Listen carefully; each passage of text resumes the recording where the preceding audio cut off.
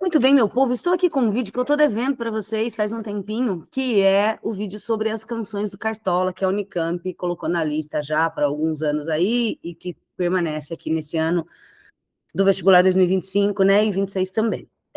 O que eu vou fazer nesse vídeo é o seguinte, eu gravei para este módulo, né, para esse curso, para esta obra, não tem um livro, né, a Unicamp escolheu 10 músicas do Cartola, e o que eu fiz foi chamar um parceiro meu, que é o Marcelo Silveira, que é da música da Unicamp, para a gente falar sobre o Cartola, entender um pouco quem é o Cartola, qual é o contexto de produção das músicas dele, e a gente passou pelas 10 canções, fazendo análise dessas letras, e também, de bônus, tem cada uma delas tocada e cantada para vocês. O Marcelo tocou, eu cantei.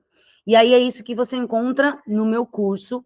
Tem o link aqui embaixo, se você quiser adquirir o curso todo, enfim.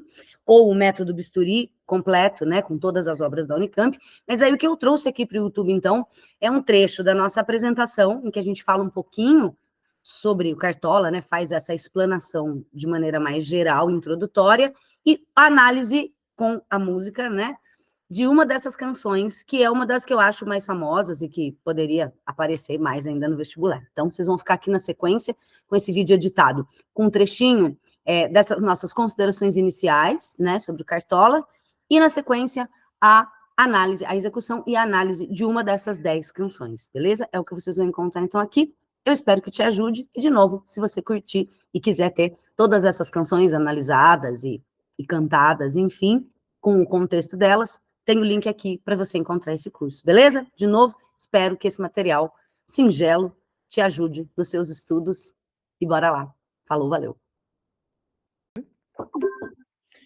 Muito bem, gente. Se você já me conhece, você sabe que eu sou a Ju Palermo, professora de literatura principalmente, mas também de redação, de gramática, de língua portuguesa em geral, revisora textual. Se não me conhece, me conheça mais lá no meu Instagram, @ju_palermo, ou no meu canal Fala Pra Camões. E estamos aqui no curso de canções escolhidas do Cartola, né? Curso / módulo. Se você comprou esse curso separado, seja bem-vindo ao curso de canções do Cartola. E se você é aluno do Método Bisturi, você finalmente chegou no módulo Canções de Cartola. E como você pode ver, não estou sozinha aqui, porque neste curso estou muito bem acompanhada do senhor Marcelo, que irá me apresentar. Marcelo, fala aí com a galera quem é você. Gente, é isso. Meu nome é Marcelo Silveira, eu sou violonista, como vocês podem ver, sou guitarrista também, sou arranjador, produtor, tudo que um músico pode ser hoje em dia, a gente vai abraçando tudo, né? Sou formado pela Unicamp, cursei também o Conservatório de Tatuí e fiz um mestrado em Jazz Studies na University of Cincinnati. Porque ele é muito chique. Lá nos Estados Unidos. E hoje eu estou aqui fazendo esse projeto com a Ju, que é lindo demais e que a Unicamp acertou em cheio em trazer as músicas do Cartola aí para a gente dar uma analisada nas letras. E eu estou aqui para acompanhar a Ju, porque eu não sei se vocês sabem, mas é uma exímia cantora também. E a gente vai performar. Já fui. Então, além da explicação toda de literatura que a Ju pode dar, a gente também vai tocar as músicas para vocês ouvirem. Não há curso como este, meu bem. Não há, só aqui. É isso mesmo. Escuta, já aproveitando, porque aqui eu boto o povo na fogueira, né? É que a gente não combinou essas coisas. Quando você fala, a Unicamp acertou em escolher essas questões, por quê? Porque você acha importante que um candidato ao vestibular da Unicamp tenha contato com esse tipo de texto de música? Certo, tem vários fatores, né? Vamos lá.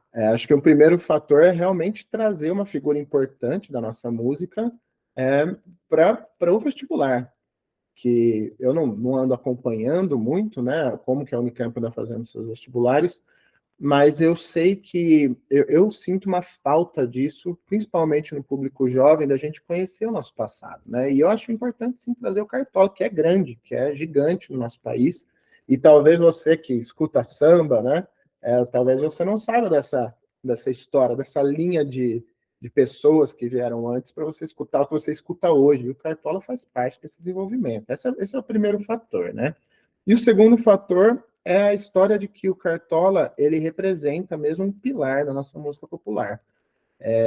O Cartola ele traz, porque é dele, traz uma forma de compor muito dele, né? E acho que é isso que todo músico, todo compositor pode trazer para a mesa, é realmente o seu jeito de compor, de criar música, ou às vezes de interpretar, né? Por exemplo, o caso da Elis, né? E tantos outros que o Brasil é campeão, né? O Cartola traz toda a escola do samba e do choro que se desenvolve, que se consolida basicamente na década de 20 e 30. Ele traz toda essa linha de pensamento, né? Mas ele traz também, que é dele, como eu acabei de falar, uma forma de compor a melodia de um jeito bem peculiar dele mesmo. E aí o que a gente pensa, quando um compositor traz algo novo mesmo, é que abre uma porta para os novos, né? Para as pessoas que vêm depois dele, é como se tivesse, então, então isso é possível. Então isso agora faz parte da linguagem. Então o Cartola ele funciona como esse pilar que traz toda a linguagem, mas que também traz algo novo, né? Que deixa os novos compositores mais à vontade para criar melodias diferentes. Acho que isso que é importante também. Então, são esses dois pontos, na minha opinião, tá, gente? Na minha opinião, acho que esses dois pontos são importantes. Na sua opinião de músico, são 2 ex-Unicampers aqui, né? Que ele fez o mestrado dele onde mesmo? University of Cincinnati. Eu fiz na Unicamp mesmo. E a minha graduação também em letras fiz lá. E quando a gente prestava vestibular, não tinha isso, né? Não. Eu acho que essa é uma coisa já também para falar, que a Unicamp a gente sempre fala disso, né? A lista da Unicamp é uma lista mais modernosa nesse sentido. Ela vem trazendo novidades, e até o ano passado a gente tinha Racionais, né? O Sobrevivendo no Inferno, foi o primeiro álbum que a Unicamp colocou na lista de leituras obrigatórias, né?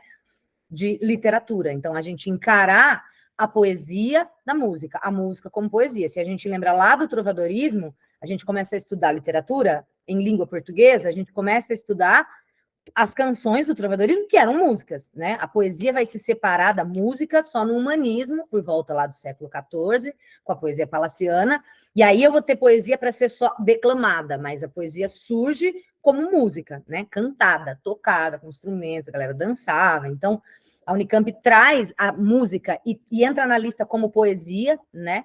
Ano passado, Racionais estava ali do lado de Camões, então isso é muito legal. Então, está trazendo essa novidade. Para os próximos anos aí, Cartola fica na lista até onde a gente sabe, 2020, vestibular 2024, 25, 26, né?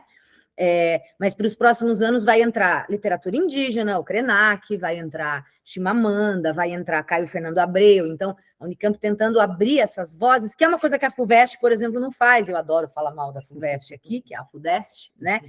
Que tem uma lista muito mais padrão, muito mais conservadora, né? Ano que vem eles estão colocando o Gonçalves Dias, Primeiros Cantos, primeira obra do Gonçalves Dias.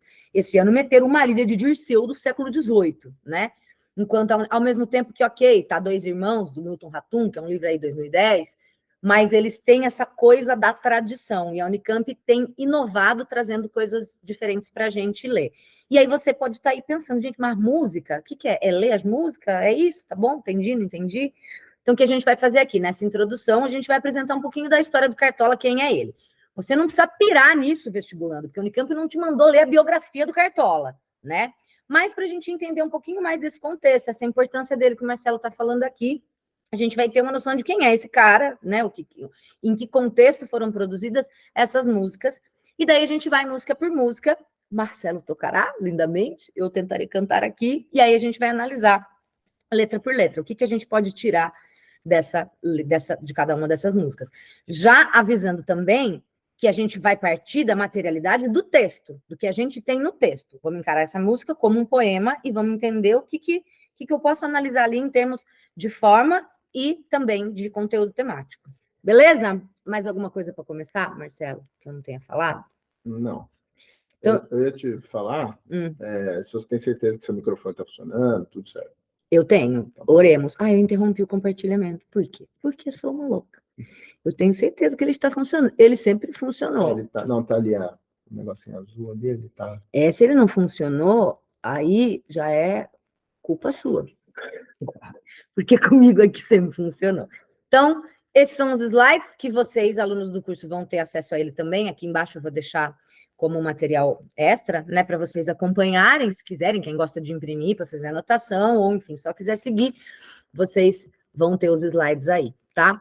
Então, vamos lá. Como eu disse, vai estar nos vestibulares 24, 25 e 26, por enquanto, né, porque a lista do 27 ainda não saiu, e tá aí é bem possível que você já tenha visto a imagem do Cartola em algum lugar, ou foto, ou caricatura, ou desenho, assim, que é uma figura muito conhecida da nossa cultura. Cartola é o apelido pelo qual ele é conhecido, o nome dele era Agenor de Oliveira, meu primo, porque pouca gente sabe que eu sou Juliana de Oliveira, Balermo.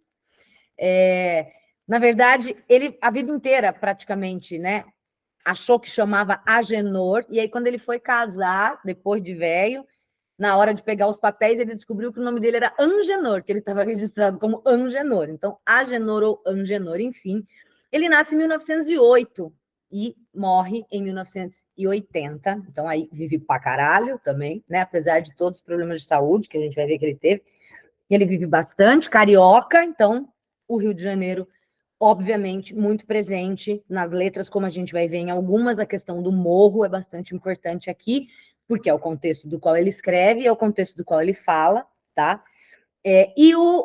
A gente sempre fala do Cartola, de maneira geral, as pessoas lembram sempre disso, porque ele é um dos fundadores da Mangueira. A Mangueira, que eu acho que é a mais famosa das escolas de samba, né?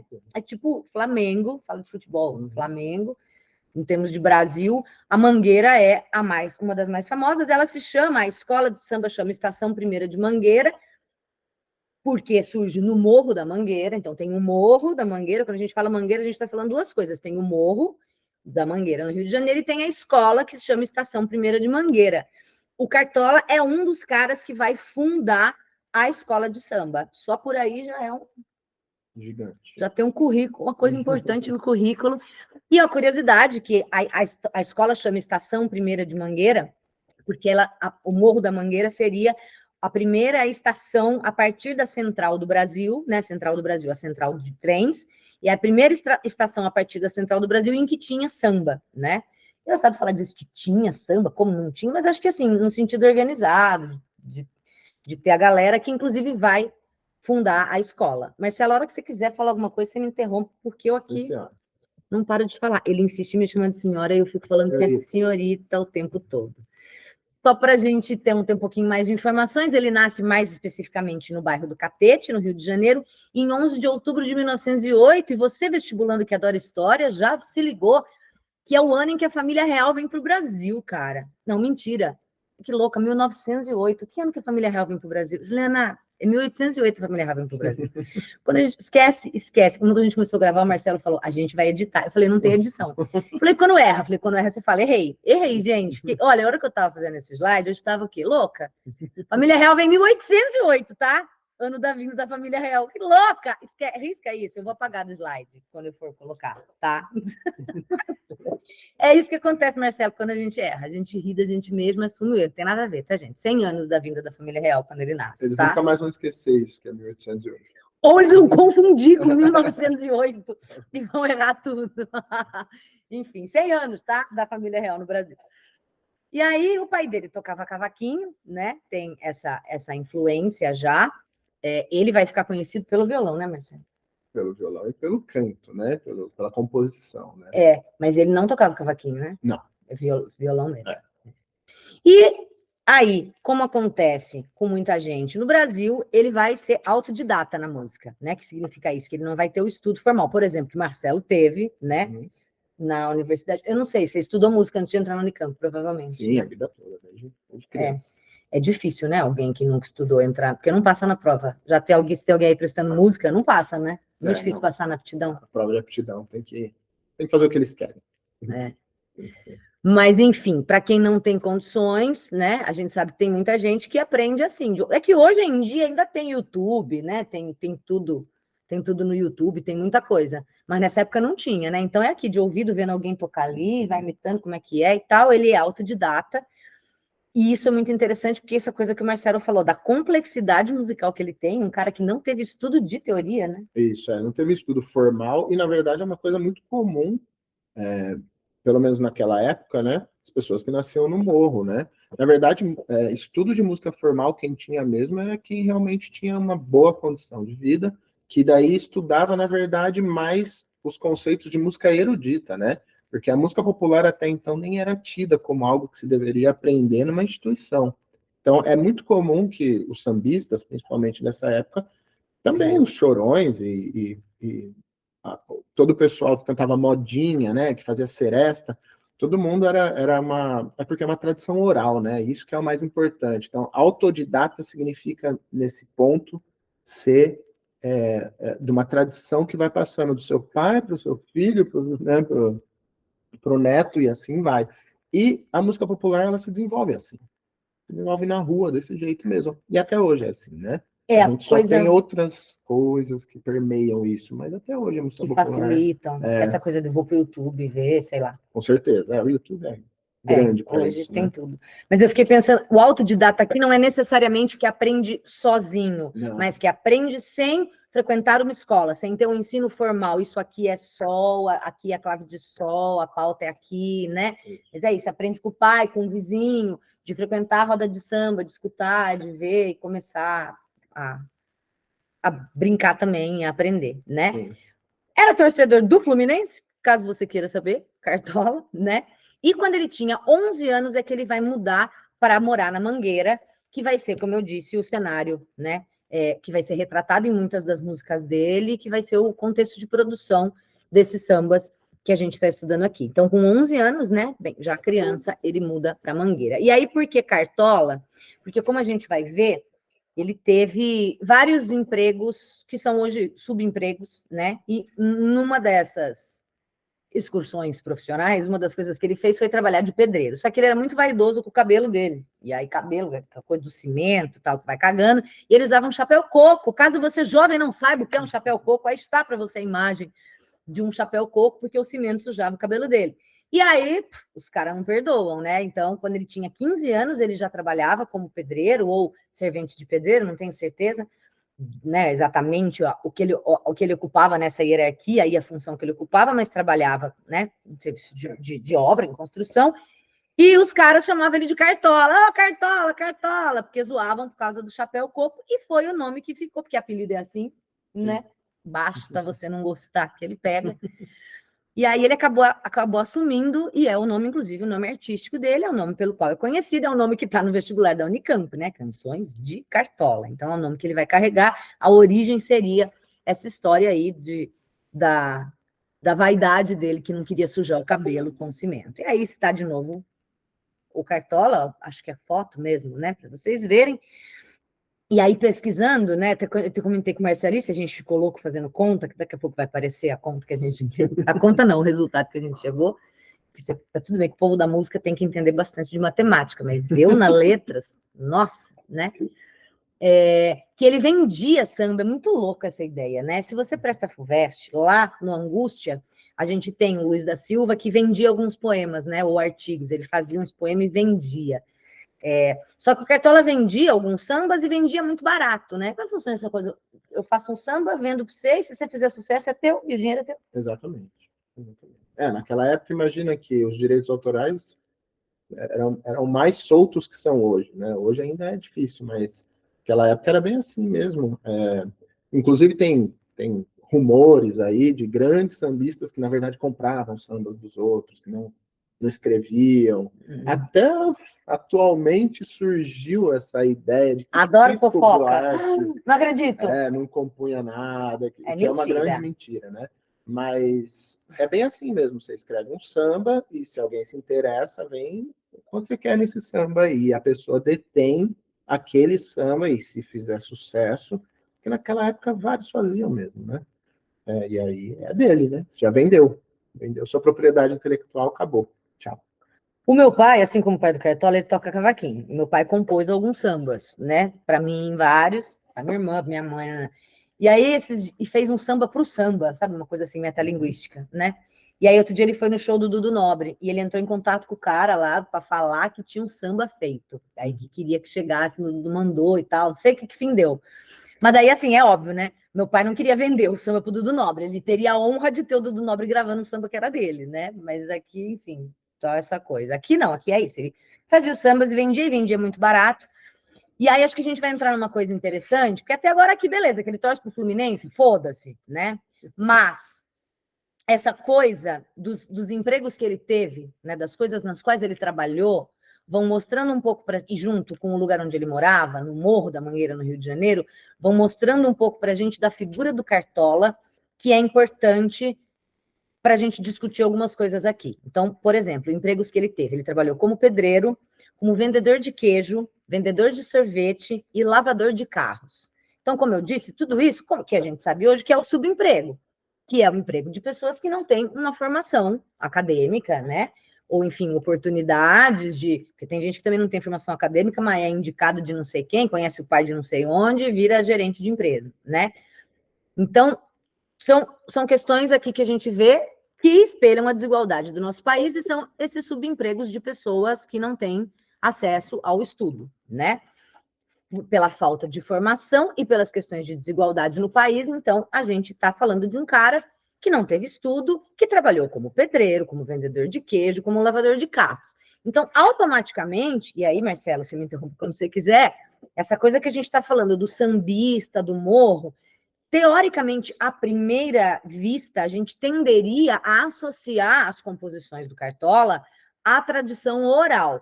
E quando eu falo tradição oral, a gente está falando a tradição oral em detrimento e geralmente abaixo, menos considerada inferior à tradição escrita. Estamos falando principalmente de poesia e romance, que são os gêneros lá que a FUVEST mais valoriza, né?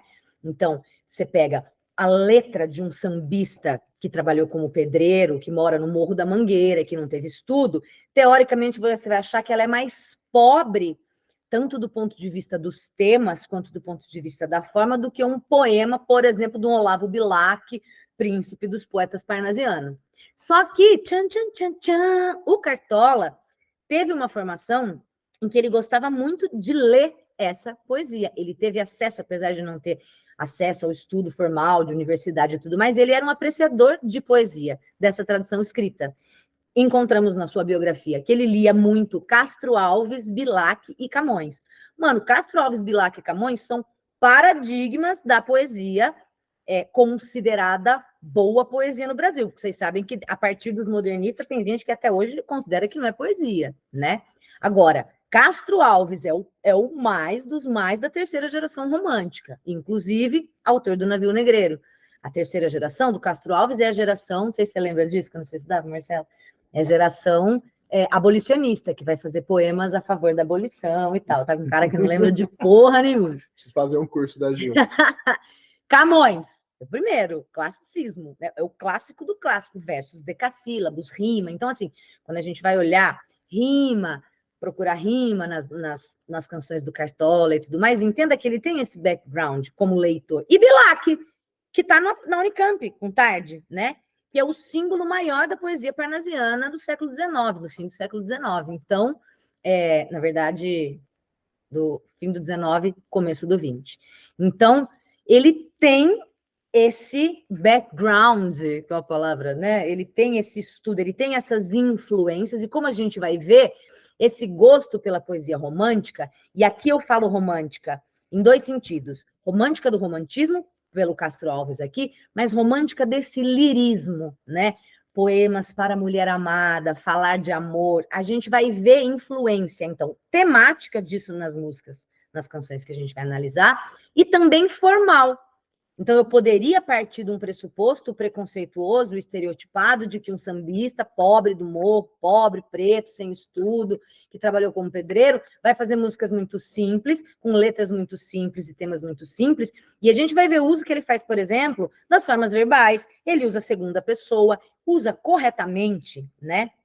E esse corretamente soa super preconceituoso, mas eu tô falando isso porque, por exemplo, tem uma música dele, que eu vou falar, que o Ney gravou e o Ney canta errado, e o Cartola cantava certinho.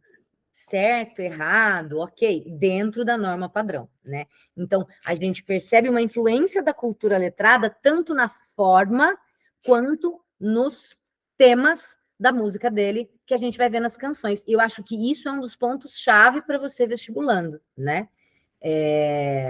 Vamos, na análise das letras, a gente vai voltar a isso, mas já pega esse ponto. Certo? Você quer falar disso? Não, é que esse slide ele é um campo minado, né? A gente falar do que é bom, do que é ruim, do que é certo, do que é errado. Claro que a gente tem que lembrar que na década de 70, que é onde ele realmente, né, tem sua produção forte e... Você está ficando numa sombra. Sombra. Vamos botar essa luz para cá. na década de 70, que ele realmente tem uma visibilidade grande, que ele começa a ter, né? A gente não tinha todas essas discussões que a gente tem hoje, né? De, De quê? de De norma preconceito culta, linguístico, não, tudo bem, não ser na norma culta, tudo bem, isso faz adaptado para parte, uma isso situação de faz parte do comunicação. nosso povo, isso faz, neologismo e tudo mais, né? É uma coisa nova isso, essa discussão, né? Na minha opinião. E o Cartola, eu acho que ele, pelas influências dele, ele tentava escrever direitinho, tá vendo como é combinado? Meu É, Deus. escrever de acordo com a norma, padrão com a norma culta, né? Sim. Mas é isso, assim, não é o que você espera, né? É meio tipo assim, samba, sambista do morro, vai ter o quê? Vai ter uma linguagem muito simples, né? E até musicalmente falando, não sei, que a gente estava falando disso, né? Vai ter 3 acordes, né? Um negócio assim. Também não. Cartola, Bem longe disso. Tem as músicas aqui que estão um trabalho do cacete. Cartola, tanto melodia quanto harmonia, são muito legais, assim, né? São muito, muito cheias de informação. Acho que esse é o ponto, né? Informações. Temos quantas informações ali, né? Quantas coisas a gente pode parar e analisar e falar, olha, tem um elemento a mais. Tem um elemento a mais aí. Tem uma coisa a mais. E aí, quando você vai ver a obra, você fala, nossa, cheio de coisa. Gente, como ele trabalhou, como ele colocou coisas, né? E nas letras a gente vai ver isso, essa coisa do português bem padrão, usada, né? Influência dessa cultura letrada. Então, quando a gente faz esse juízo de valor, de colocar a cultura letrada aqui e a cultura oral aqui, no caso dele, não tem preto e branco, é tudo cinza, é tudo misturado. E a influência do que ele, como leitor, apreciava, vai aparecer nas canções dele. Beleza? Muito bem, chegamos à música, que é a que, se eu tivesse que apostar, é a que eu apostaria que ia cair na Unicamp. Porque é a mais, talvez muito famosa, tanto quanto as Rosas Não Falam, mas que tem uma mensagem bastante metafórica, uma linguagem bastante poética. Eu acho que seria uma das mais fáceis para cair. E a Unicamp tem uma tendência de, às vezes, começar com uma obra, quando a obra está entrando no vestibular, de fazer uma pergunta mais fácil sobre a obra. Mas isso não é regra, não existe regra no mundo vestibular, a gente fica aqui analisando o que pode, o que não pode, e na verdade eles podem fazer qualquer coisa. Mas eu daria uma atenção especial para essa música, belíssima, que se chama O Mundo é um Moinho, então vamos a ela, que eu acho que pode sim estar na prova, né? Claro que eles também podem colocar qualquer outra, ou mais obscura, mais desconhecida, enfim. Mas como vocês estão vendo, nenhuma tem, gente, nenhuma grande dificuldade de interpretação, né? E eu imagino mesmo que a Unicamp vai fazer um rolê, talvez até com a coisa, mais o tema do morro, pedindo uma coisa de contexto, dessa coisa que a gente falou da importância cultural do samba, ou essa coisa dos temas da maturidade, da reflexão filosófica, enfim. Não dá para adivinhar, a bola de cristal não está tendo, é por isso que a gente lê todas, estuda todas, então vamos a ela. Queria dizer que eu tô com dor de estômago, mas vamos lá. Ainda é cedo, amor, mal começaste a conhecer a vida, já anuncias a hora de partida, sem saber mesmo o rumo que irás tomar. Preste atenção, querida, embora eu saiba que estás resolvida. Em cada esquina cai um pouco a tua vida. Em pouco tempo não serás mais o que és. Ouça-me bem, amor, preste atenção.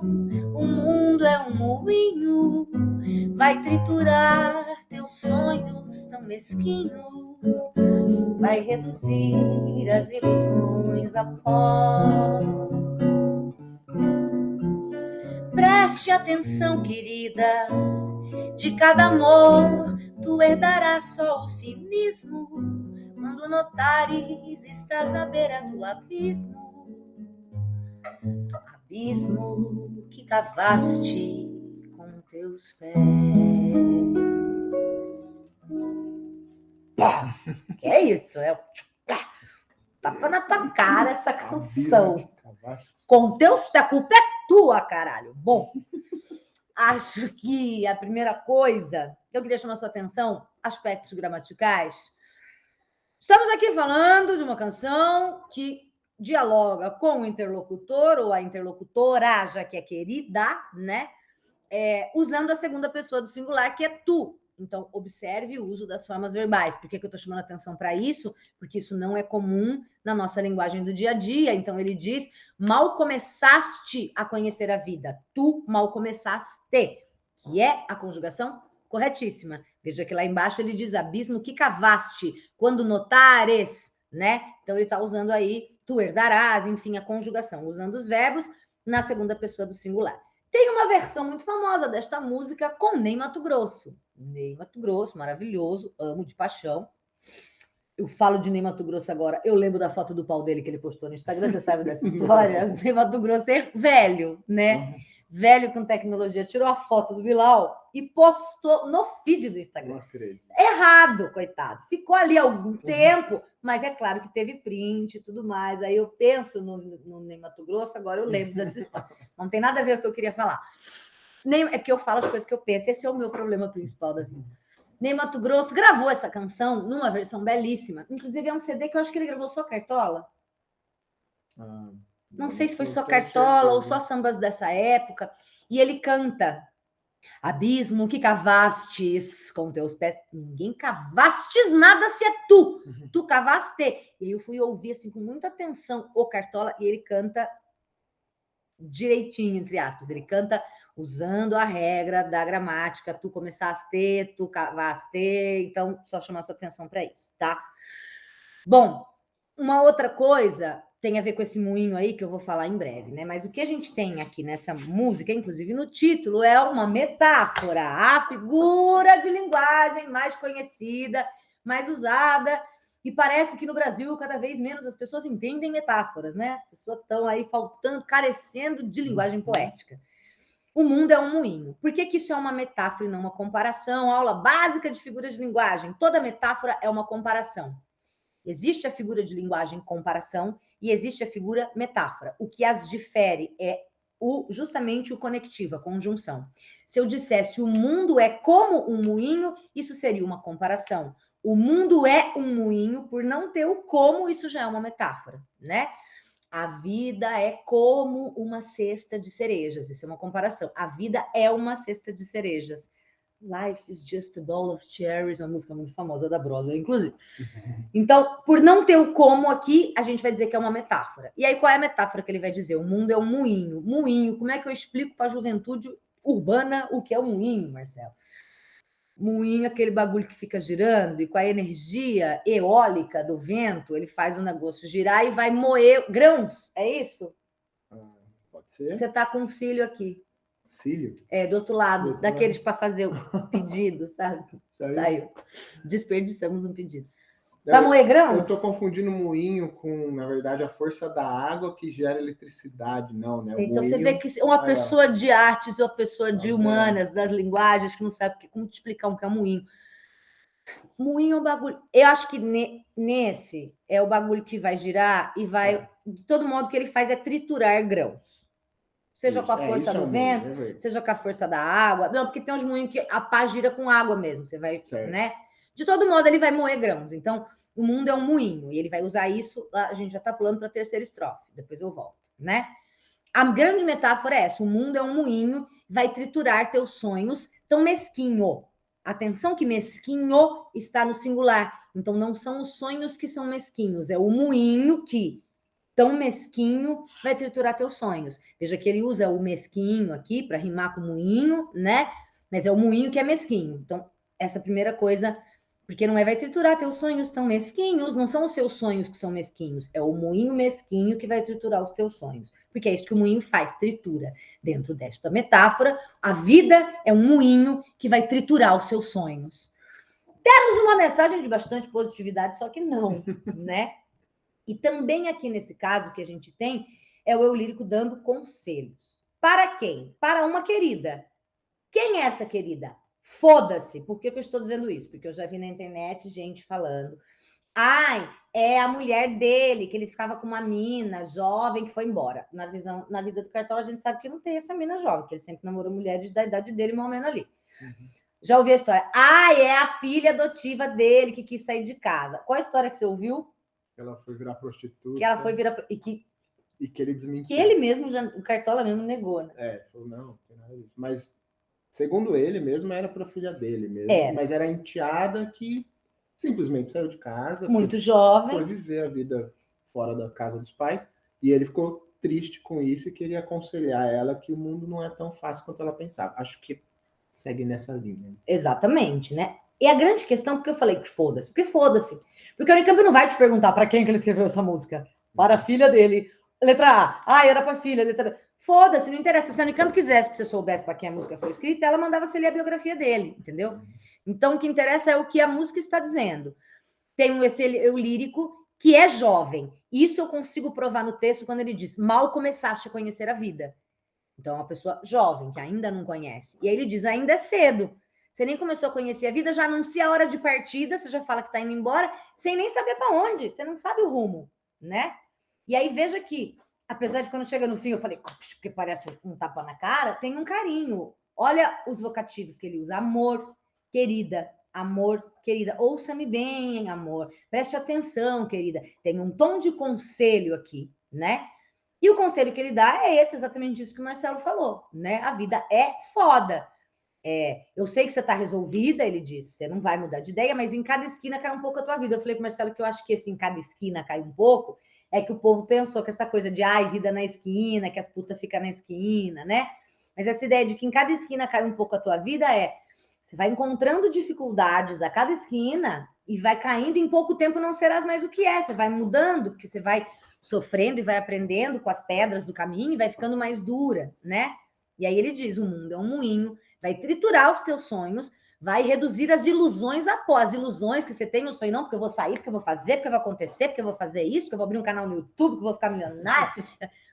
As suas ilusões vão ser reduzidas a pó, como o moinho faz com os grãos, vai triturar. E aí a gente tem uma visão bastante pessimista, né? De um eu lírico mais velho, que está dando esse conselho, mas é bem para baixo, né? Essa ideia de que em cada esquina cai um pouco a tua vida, o mundo vai triturar as suas ilusões, de cada amor tu herdarás só o cinismo. Isso é muito pesado, né? Você herdou só cinismo dos seus amores da sua vida, Marcelo? Ou você herdou coisa boa? Talvez a maior parte seja cinismo. Mesmo. Tá vendo, gente? A gente quer ser positivo, mas não dá, né? Eu ia dizer isso, eu acho que as mágoas são muito maiores.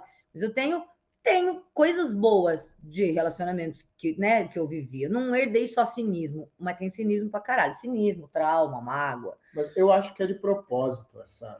Fica, né? Fica. Isso, exatamente. Deixa eu pintar o diabo um pouco mais feio do que ele é para ela ficar, né?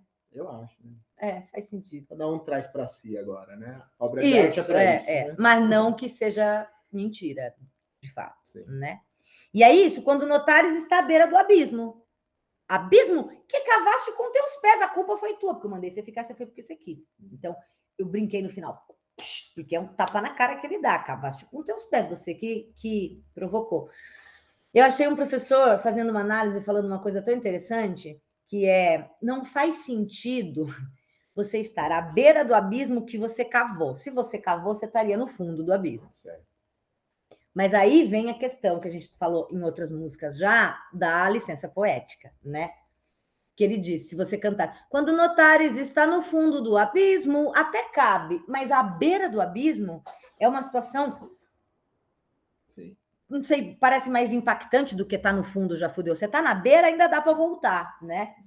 Agora, abismo que se você cavou o abismo e tá na beira do abismo, observe que na lógica não faz sentido. Mas graças a Deus, este não é um curso de lógica, isso aqui não é na prova de matemática, estamos falando de linguagem poética em que essas licenças e essas liberdades são permitidas, né?